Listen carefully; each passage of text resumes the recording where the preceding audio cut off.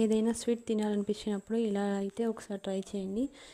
ముందుగా చక్కెర తీసుకోవాలండి. ఒక బౌల్లో చక్కెర తీసుకొని కొంచెం వాటర్ పోసేసుకొని అదైతే పక్కన పెట్టుకోవాలి. తర్వాత అయితే గోధుమ పిండి తీసుకోవాలి. గోధుమ పిండిలో కొంచెం సాల్ట్, మనం చక్కెర వాటర్ ఉన్నాయి కదండి, ఆ చక్కెర కరగకపోతే స్పూన్తో కరిగించుకోవచ్చు. కరిగిన తర్వాత కొంచెం కొంచెంగా ఆ వాటరు గోధుమ పిండిలో వేసి మన చపాతీ పిండి కలుపుకుంటాం కదా, సేమ్ అదే ప్రాసెస్లో కలుపుకొని ముద్దలు కట్టుకోవాలండి. చపాతీలు చేసుకొని తర్వాత అయితే ఒక నైఫ్తో మనకు ఇష్టమైన షేప్లలో కట్ చేసేసుకొని తర్వాత డీప్ ఫ్రై చేసుకుంటే చాలా బాగుంటుందండి. ఒకసారి అయితే ఇలా ట్రై చేసి చూడండి, చాలా టేస్టీగా ఉంటుంది.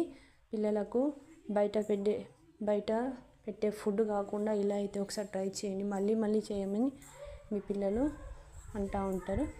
ఓకేనా? నచ్చితే లైక్ చేయండి, షేర్ చేయండి, కామెంట్ చేయండి. బాయ్.